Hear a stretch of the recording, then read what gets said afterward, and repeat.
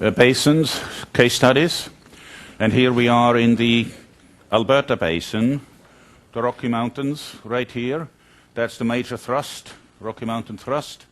Some of you may have gone to Calgary and driven towards Banff, Lake Louise, and you see this very impressive frontal thrusting, very old sediments, Devonian sediments on top of Cretaceous sediments. And so this is the basin here.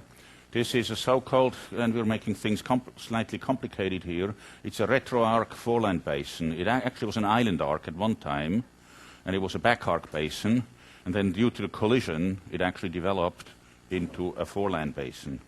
So if you look at a cross-section here, there's, well, what we see here are actually oil and gas fields in black. It's very, very rich oil province. Right here, this is the Canadian Shield, the Hudson Shield, and what you see is originally the sediment into this basin here was shed from the Hudson Craton into this back-arc basin, and when it developed into a foreland basin, then the position, actually the sediment source, came from the Rocky Mountains, the nascent Rocky Mountains at the time.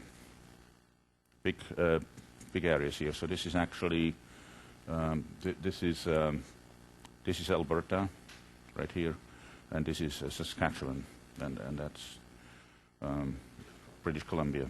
Thank you. All right, so cross-section across here, we see the Craton here. We see the basin infill. You see here, these are the back-arc basin when there was actually an ocean here. There was an island arc, volcanism, and then finally this whole terrain to the west actually came to lie on top of this whole thing and of the back-arc basin, and then the sediments were shed from the Rocky Mountains into this foreland basin here, and they're still being shed.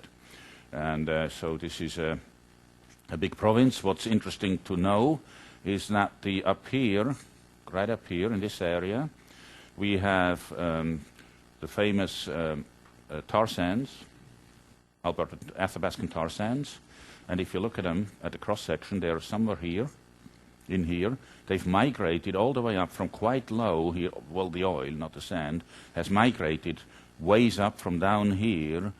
Some carbonates, actually, they've temporarily were stored in a place called the Leduc Trend, and then it continued migrating to the surface, and when it reached the surface, it got degraded, biodegraded, and became heavy oil. So that's sort of the inverse of what happens in maturation when heavy oil gets lighter and lighter due to cracking. And when it gets to the surface again, it gets oxidized, it gets biodegraded by bacteria and so forth. And so much oil that's been found at the surface, such as in the Orinoco Belt as well, is very heavy. Case study, California. Right, we have here a case where we said we have a strike-slip fault, the San Andreas fault here. That's the Pacific plate right here. That's a North American plate, but in fact it's a much more complicated story. There's many different subplates in here, and the North American plate really only starts truly east of the Rocky Mountains. So what we have here are back-arc basins, strike-slip basins, pull-apart basins. Here's the San Joaquin Valley, right here. There's go up to Sacramento, but it's basically one basin here, and that's related to the strike-slip movement along here, and to the back-arc situation that we find here. So it is a combination basin. You see in here, in between these faults, you see true pull-apart basins right here, very small ones, right here and in here. Yeah, down in Los Angeles, right here. See, the situation is very complicated.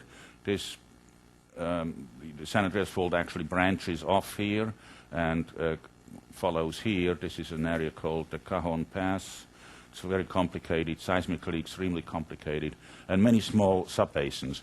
Now, of course, Los Angeles itself is actually, I showed you the tar pits, the La Brea tar pits, but there's actually other big oil fields in this area here, and that is actually the first time where offshore drilling and deviated drilling has been tried, because they knew onshore there were oil fields, and then they slowly said, well, if it's onshore, it must also be offshore, and they started drilling deviated holes from an area called Long Beach and they drilled offshore, deviated wells, and then finally they actually moved the rigs offshore on barges and started offshore drilling. So that's the first place where that happened.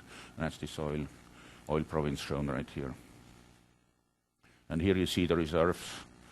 These are ultimate recovery in billion barrels, and you see that the San Joaquin Valley here, this part here, is by far the richest, around Bakersfield, and down here Los Angeles is also big. So there's quite a bit of oil in this area here. All right, let's go to the real big ones. Middle East. So when we talk about the Middle East, we talk mostly about the Persian Gulf and surrounding countries. So Iran, Iraq, Kuwait, Saudi, this is the island of Bahrain, Qatar, and then to the east are the United Arab Emirates. Those are the main countries that we're looking at here. So why is this such a rich oil province? Do we see mountains? Yes, we do see mountains, the Zagros Mountains right here. But that's a collision. That's a collision between Eurasia up here and Africa, Arabia. They belong together, right? So that's a major collision zone, and the Zagros thrust, which runs right through the city of Shiraz and causes a lot of earthquakes, such as the one in Bam that we had a few years ago, very, very destructive earthquakes. I myself was working 2 years in a city called Ahwaz here, and it was quite normal to have an earthquake, sometimes at night or so, to be woken up, and then you just go to sleep again if nothing really bad happens. And so this is seismically very active, okay? And this is not, of course. That's a stable continent. So if you look at this whole area where the oil fields are, so this is split up into two maps here, then we see here Iraq. Let's go back here. So that's this bit here, right up here. We see Iraq. This is the Gulf here. Well, it's not shown here, but that's Iran, Iraq, and then the border to Syria, and Turkey north is actually towards the upper right here. And this is the famous Kirkuk field right here. And you see lots of other fields. You go into Turkey, it continues right there. There's a few fields around the Kurdish city of Diyarbakir, and a little further inland as well. They're all on a trend. And if we look at the rest around the Persian Gulf, you're not allowed to say Arabian Gulf, by the way. Then we see the fields in Iran. They're actually down here. This is where it continues, right? They show the same trend, very big ones. I showed you, no, I didn't show you, but I will show you a cross-section through here. And then you see down here along the coast, very, very big oil fields. We see up here around the city of Basra, we see very big oil fields. We see oil fields around here in Kuwait, the famous Burgan oil field. We move down here. We have some offshore fields, very big offshore fields here. This is the biggest one. That's the real big one. Does anybody know the name of this field? Biggest oil field by far. It's called Al-Ghabar oil field. Huge. Got hundreds of billion barrels of oil in place. And then we move down here. Bahrain sits on an oil field. The Dukan anticline in Qatar was one of the earliest oil fields to be discovered. Here, this is the northern field, which is shared between Iran and Qatar. It's the biggest gas field there is, by far. It's about 10 times bigger than the Groningen gas field. We go into the Emirates here, very big onshore and offshore fields. And then finally down here is Oman, and it also has its share of oil fields, although these are very small. And we know, of course, that the biggest reserves are right here in Saudi Arabia, in Iraq, and in Iran. And as far as the production is concerned, the Emirates have actually the best ratio because they have relatively low production, but very high reserves. Now, the question is, of course, now how come these oil fields are here? So do you see any signs of what would give you an idea of what the origin of these structures is? So you have to look at the alignment here. For example, these look very different from these, right? The southern emirate oil fields. They're sort of roundish on the right-hand side, right lower side, and on the right-hand upper side, the Iran and Iraqi oil fields, they seem to be elongate. How could that be explained? Hello? Are we in the same class here? Yeah?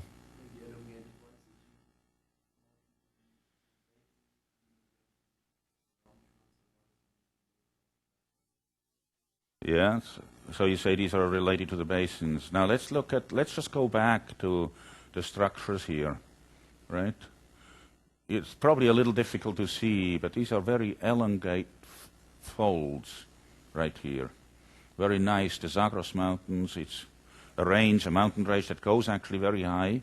Some of these mountains have actually snow, they're snow-capped the year round. Well, these are folds. These are folds on the southwestern bit of the Zagros Mountains, and it goes all the way into Iraq, on the left slide here, and into Turkey. They're all elongated along these long anticlines. And now that these down here, they're more roundish. You know, far away from the mountain range here. You have these 4 deep here, the Persian Gulf, right, the shallow sea. And these are more roundish here. So what could the origin of these be? Well, these are actually, many of them are actually based on salt domes. They're carbonates that have grown on salt domes. So you have reefal structures that build salt. Whenever you see round structures, round oil fields, you know, something has come up to form that round structure. And here it's salt, including this structure here. And if you look at the Gawar field, that has again a different structure, a different alignment. It's not along the alignment of the Zagros folds. It's not round. It has actually a completely, pretty much north-south elongation, and it actually splits up. And there's a few other fields around it that have the same orientation, such as number 73 here, and also the Qatar arc and the Bahrain arc here, and a continuation offshore of the Gawar field right here. Well, that's difficult to figure out, of course, just from the information I give you. These are very big basement horst blocks. So the basement actually has moved there and has formed a very gentle uplift. And that has actually a closure here of almost 100 kilometers in length, or I think it's even more if you look at the scale down here, and a width of about 30 or 40 kilometers. It's a huge structure, huge structure. And if we look at a cross-section, this is really just a set of slides, a set of vertical columns, stratigraphic columns in the Emirates. This is in the Emirates, as you see on the map on the lower right. And what you see here is in green are dolomites, in blue are limestones, in brown are shales, and in pink are anhydrites and salts, what we call evaporites. So what you see, the whole sequence here is completely dominated by carbonates and evaporites. There's very, did you hear me say sandstone? No, you didn't, right? Because there's no sandstones here, or practically no sandstone. There actually are some, but very thin ones, right? See, sandstone's actually light brown or yellowish, but we don't see any here. This is a carbonate province, and has been a carbonate province for pretty much most of the more recent geological time. Here we talk about the Permian, here is the Triassic on the left side, right?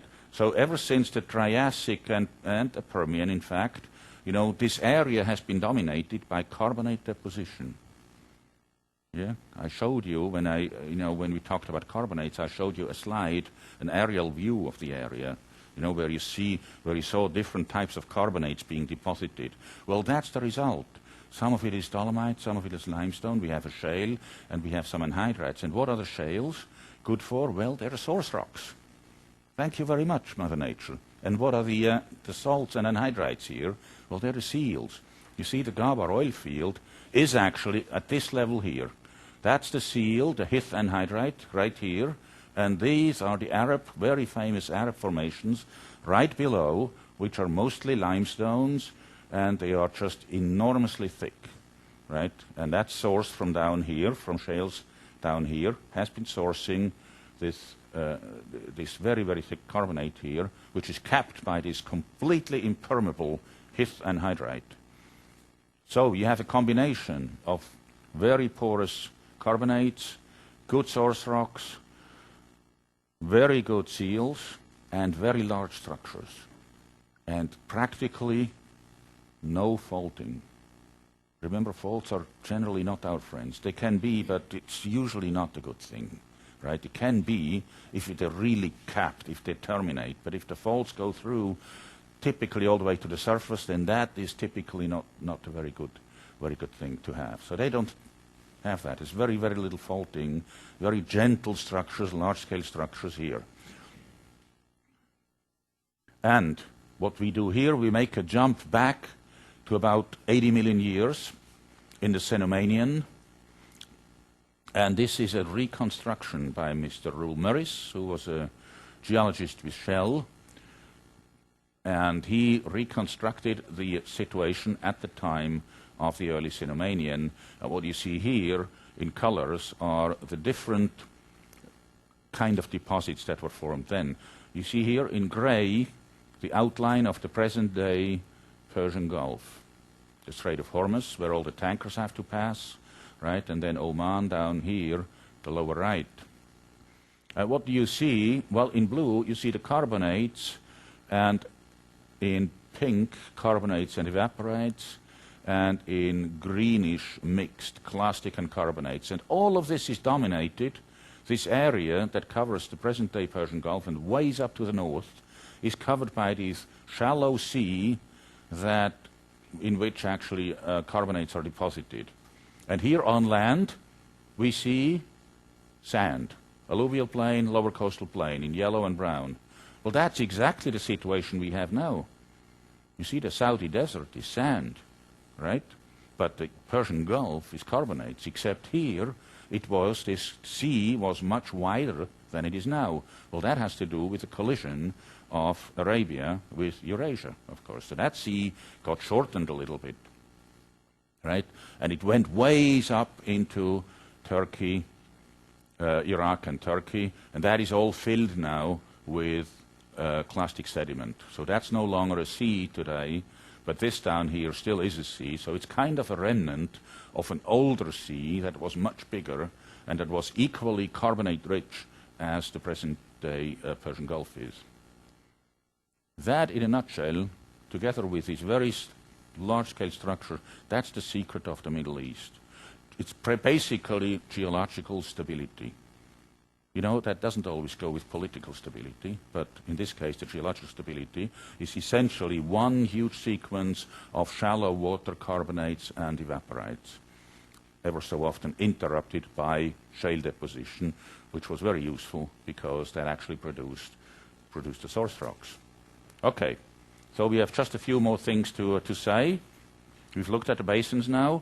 I showed you some of the really large-scale basins, important petroleum basins in this world. And what I'll show you now is how we go about exploration and production. So in other words, how do we actually find this and how do we drill for it? Then finally, how we calculate how much oil there is in it. Now that'll be very short because that's not really the main focus of the course, but I think it's still useful to have an overview of this. So what we have here is a time axis, and here are different methods. This would be at the beginning of exploration, and then this at the right-hand side, we would go into production. So what do we do in the beginning? We make surveys. We make seismic surveys, gravity surveys, magnetic surveys. We look at surface geology and some remote sensing, such as satellite imagery, to see essentially what's the shape of the basin, are there any structures in the basin that might be promising, and so forth. All right, so the seismic is shown here actually at a later stage, But today, what we shoot very often at a very early stage is so-called spec seismic, speculation seismic. And that's usually done by contractors that do that on their own without having a contract, and they basically shoot lines. Yes?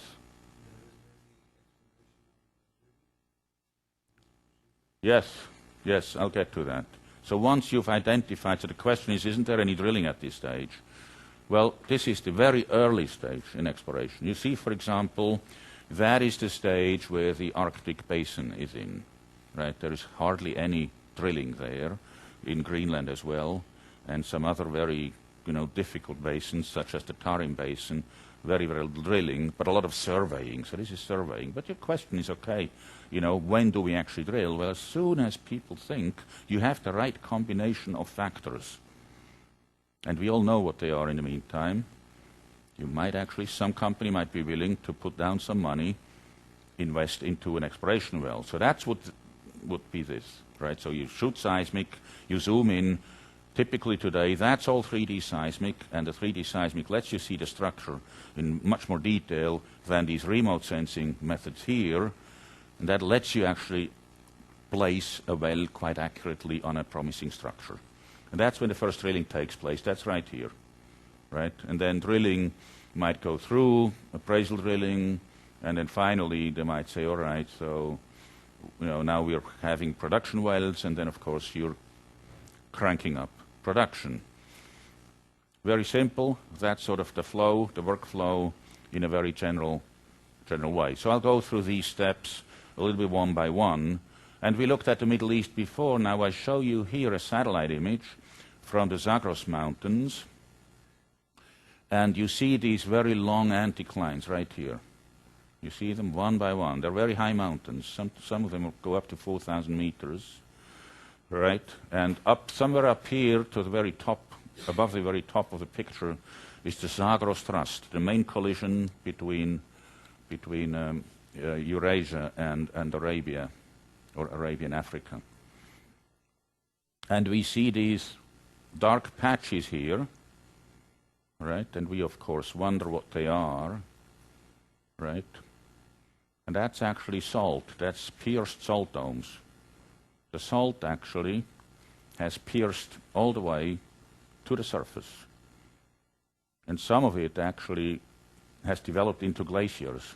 See, for example, here the salt actually flows down the valley, right? Or here, it flows actually down into this valley here, right? You probably never heard of salt glaciers, but they're a fact. They're right here. Now, why is it black?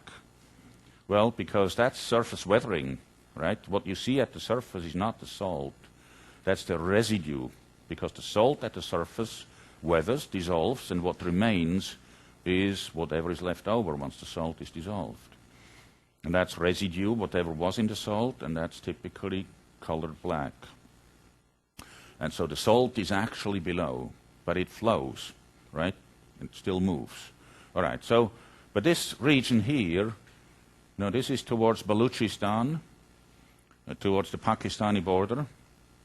There's no oil fields here. There are oil fields. They are actually to the northwest of here, where there's no salt piercements. The structures are a little more gentle, but still this area here is very promising, but it's completely underexplored, in fact. And there are a few exploration wells that were drilled. It's still one of the most promising areas here. But with satellite imagery, you can actually see very accurately where these structures are and where you have faults. And faults typically would mean that the anticlines are breached and therefore oil has escaped. And where there are salt domes, and that probably wouldn't be very good news either as far as trapping is concerned. All right, gravimetry. This is southern England here. Gravimetry can actually be airborne or land-based. What you look at is anomalies. And why do you look at anomalies? Well, because if you have, for example, a salt dome, well, salt is lighter than the surrounding sediments. You would actually see an anomaly in the gravity, the so-called Bouguer anomalies. And I'm sure most of you have heard about that. And so by mapping things like that, obviously in England the structure is very well known. This is just by way of example that I show you this. But if you see structures like these here or these here, you might actually want to find a reason why we have such anomalies. And the same thing with magnetometry. This is the northern coast of Ireland right here. And, this is a map of the magnetic anomalies. And again here, if you see structures like that, clearly aligned, alignments, you might wonder what that is. And for example, igneous rocks, they have different magnetizations than sedimentary rocks. Typically sedimentary rocks have very poor magnetizations, whereas some igneous rocks, and particularly basalts, have very strong magnetizations. And so that would actually indicate a certain structure. Well, what kind of structure? Well, obviously only gets here a picture of the large-scale tectonic units. But by modeling, in fact, for example, here we have so-called half-graben intercratonic basement. As you see here, it basically has only one fault. It doesn't have two faults. If it had two faults, it actually would rift, would become a rift, perhaps. And so it has only one fault, so it's a very asymmetric basin. You see the basement rocks below. Now, these are relatively lighter rocks than the surrounding basement. And so if you look at the anomaly, the gravity anomaly and the magnetic anomaly, they both would actually, the gravities would decrease and the magnetizations would decrease as you go to the parts of the basin where the sediment thicknesses are greater. And then that would jump up again, right? Or you could look at the basement fault, such as here, quite similar to the situation right here, just inverted. The situation in A, in B, they're quite similar. And here in C, we have a reef. So a carbonate buildup.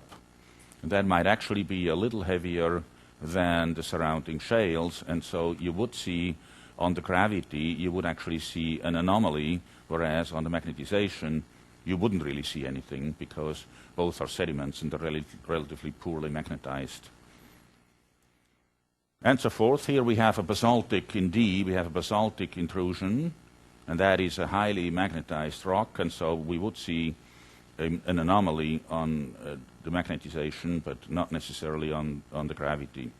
And in the salt dome, we have just pretty much the inverse, as shown in picture E here. The gravity would strongly decrease above a salt dome, but the magnetization, since all of these are poorly magnetized, would actually have perhaps only a minor dip.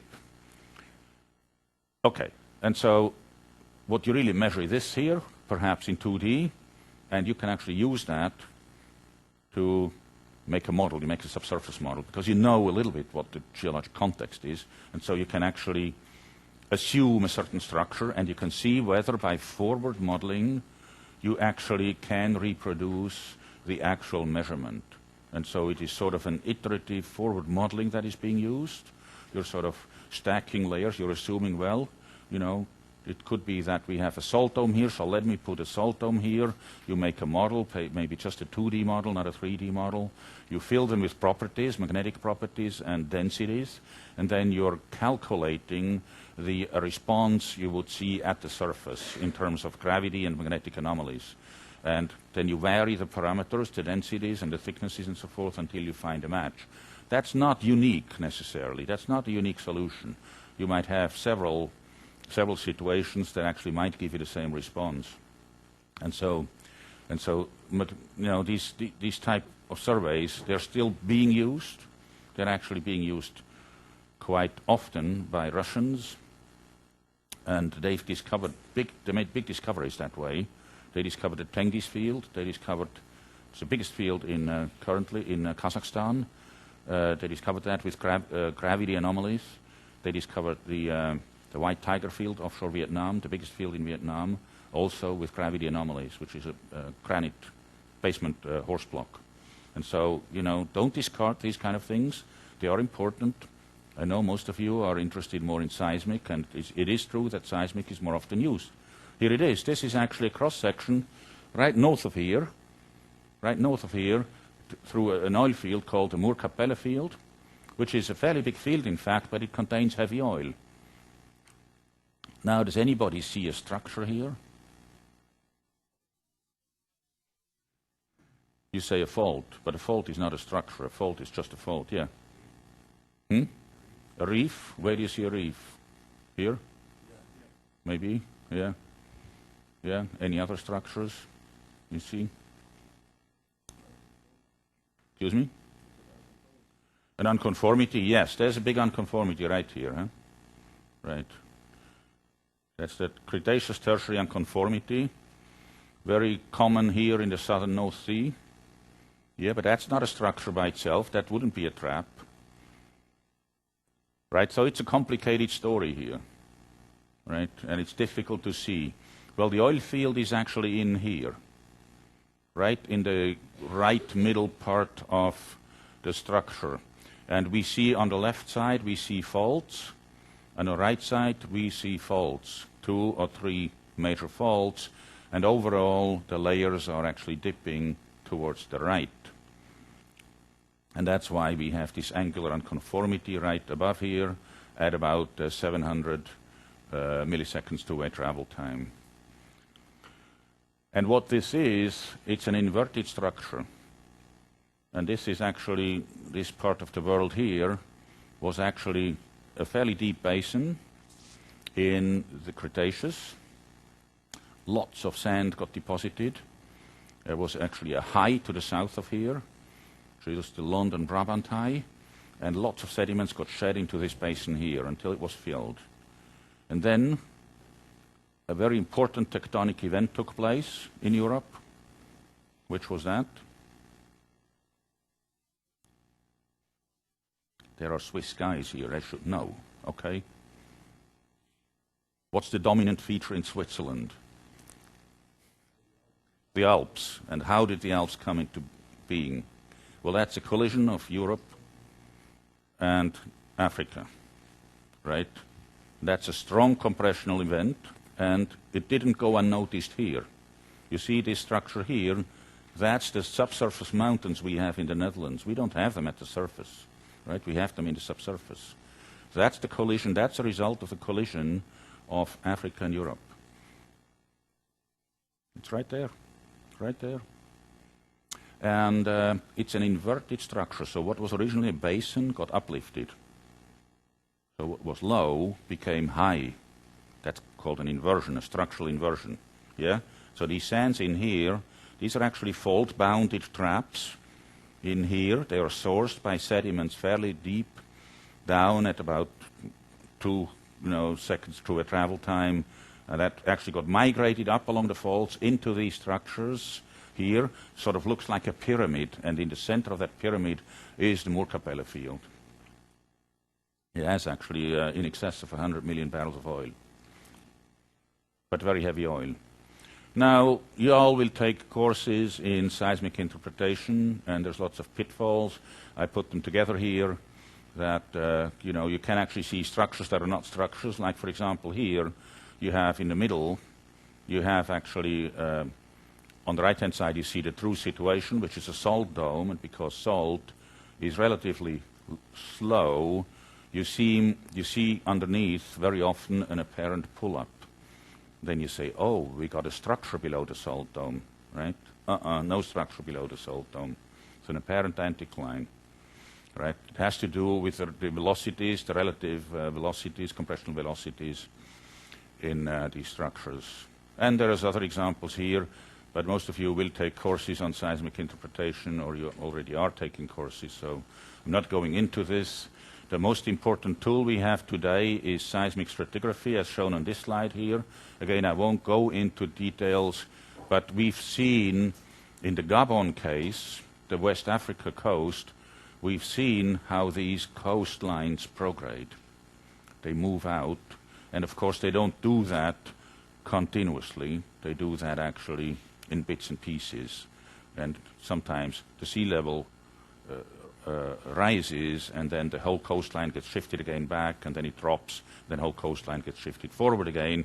I showed you a simulation of that, right? And the end result of that is a very complex build-up of the coast, the coastal sedimentation, as shown here in step 4, the lowermost picture here, where you see the different bits that actually belong to such a coastal buildup, forming rather intricate structures that you have to understand. Once you understand that thoroughly, you can also pinpoint potential traps, as shown here by these base of fans, slope fans, and the platform carbonates, refill buildups, and so forth. These are all possible places where hydrocarbons can get trapped. So that's why it's really quite important. And so the common thing is to these coastline progradations, generally if they are not in a collisional situation on a so-called passive margin or a passive basin margin, then very often the depot center migrates, as shown here, and we've seen that very nicely in the case of the Niger Delta, that you see here D1, D2, D3, right? And these are, stratigraphic thicknesses, which are the maximum thicknesses for each one of these time wedges. The black lines are time lines, right? So the last one is actually present, right? And as you go towards the right, these timelines become older and older. And so if you're taking all these thicknesses, you add up D1, D2, D3, you might think, well, this is the total sedimentary thickness I have. No, it's not, because the depot center has shifted. From D1, it has shifted to D2 to D3. But you saw that already in the Niger Delta, I guess, and it's very important to keep that in mind. How do we evaluate a prospect? Well, we all know the factors that play a role. We need a source rock, we need a reservoir, we need a trap, we need a seal, and we need the right maturation. And so geologists, they usually don't like complicated mathematics. Normally they can multiply, and that's good enough to evaluate prospects. What you do is, here are 4 different prospects, and what's shown is the probabilities for each one of these criteria. For A, the probability of source is 0.9, the reservoir is known, it's 1, the trap, 0.7, good seismic, they see a trap. Probability of a seal is 0.8, they don't see a fault, but they're not quite sure if maybe there is a subseismic fault.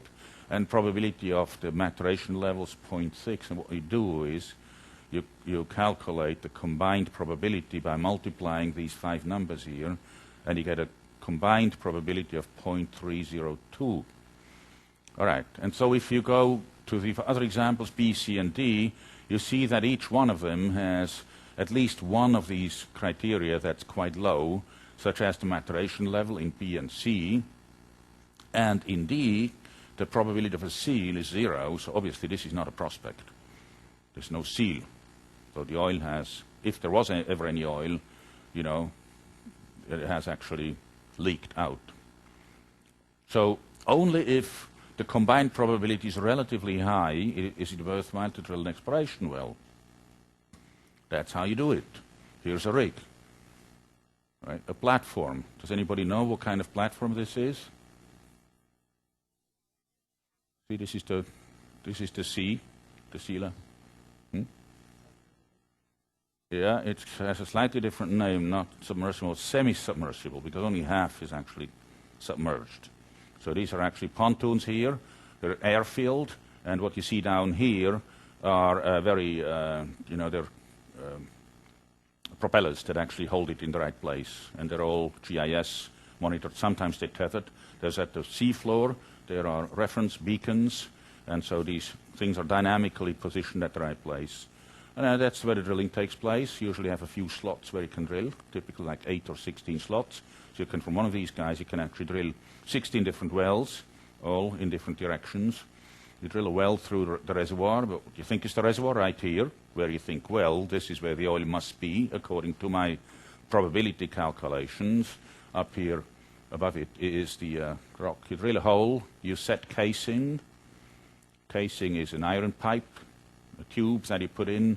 You cement behind the casing, so this is tight. It's completely tight. Then you set tubing. That's this inner tube right here in the middle, with a packer to isolate the tubing from the casing.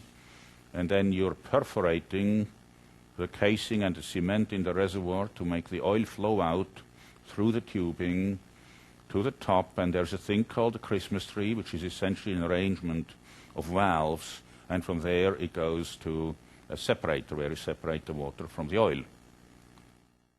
So that's a quick and dirty course on production technology. How do we calculate reserves? And what are resources?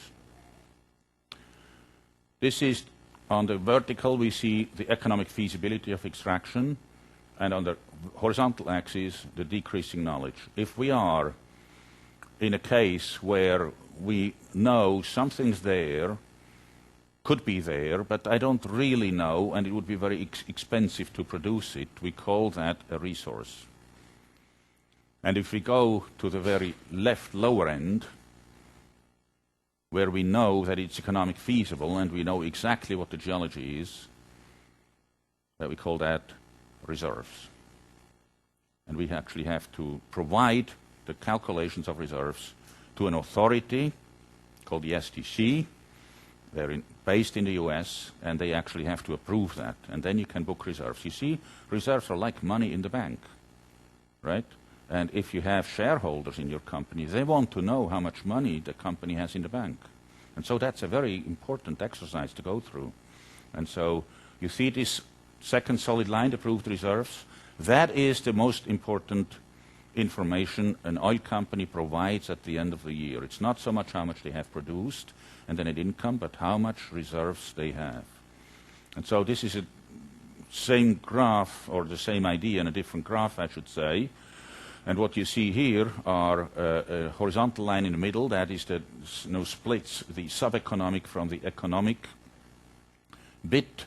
And what is above the economic line, this horizontal line, is all called reserves. You can actually produce them, but you have different degrees of probabilities of those to be present. Everything's about uncertainties and probabilities in a subsurface, because you can't go there directly and measure it physically. So it's always a matter of calculation, the probability. So you have proved reserves, you know they are there, because you have drilled wells and you found that all in this area there is oil, and it certainly can be produced. Some of it has been produced, and some of it is undeveloped. And then you have a whole area, a whole box that's called probable reserves here, that is probably there, but you're not quite sure. And you have another box called possible reserves that might be there, but you're even less sure than for the probable reserves. So that's the reserves, and what's below the horizontal line in the middle, that's the sub-economic bit. It's there, but it's too expensive to produce, and that's the resources. And some people call the whole thing resources, reserves and resources, as shown here, and some people only call resources what's below this horizontal line. So these are different probability curves. I won't go into detail, because this takes whole a lecture actually to do that. But what we see here again are the possible, the proved, the possible, and the probable reserves. And if you sum that up, then that actually gives you the total probability curve, a cumulative probability curve, shown here from 0 to 100%. And you have a mean somewhere, so that's what you expect it to be. You have a minimum and you have a maximum. In fact, this graph is rather complicated because it needs a little bit more explanation. This actually, the summation is actually not the summation of the three curves that you see on the left.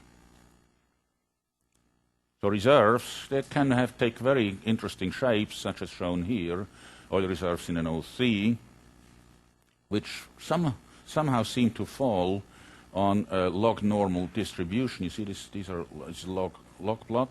Here is just a logarithmic one, and this is a log normal graph on the horizontal, and then somehow these points fall in there. Nobody's really has a good explanation for that, but that really is a bell curve. If you plot that on a linear scale, that would actually mean that the reserves are sort of a bell curve, Gaussian distribution. And finally, reserves by basins. These are not perhaps the latest numbers here, but you see here the large basins, Arabian, Iranian region has by far the most reserves. This is in billions of oil equivalent. And so, you know, you see that it's dominating by far. Second would be the West Siberian Basin, Volga-Ural Basin, some basins that you may not have heard of, the Maracaibo Basin in Venezuela, Mississippi Delta, and so forth, in decreasing order. And you're winding up with the reserves shown here below. These are numbers from about 2000, and they've changed a little bit. It doesn't really matter, you know, they're updated sometimes.